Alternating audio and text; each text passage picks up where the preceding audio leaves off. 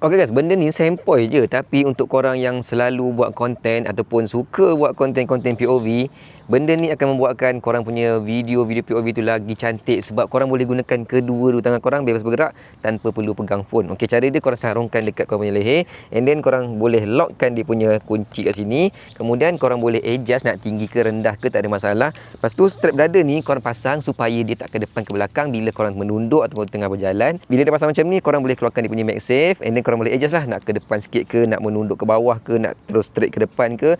And then korang boleh ambil korang punya phone yang ada MagSafe, boleh terus lekatkan dekat dia punya papan MagSafe ni ha. Apa yang lagi best adalah dia punya safety tu tau. Kalau korang semacam takut sikit dia jatuh kan, korang boleh keluarkan dia punya telinga ni, pasangkan dekat korang punya phone.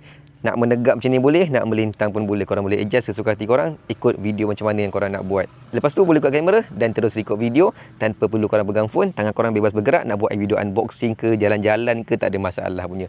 Kalau korang dapatkan link dekat bawah, boleh pilih yang warna kelabu macam ni ataupun warna hitam. Dua-duanya pun memang sangat cantik dan akan membantu untuk kita dapatkan video ataupun footage-footage yang cantik.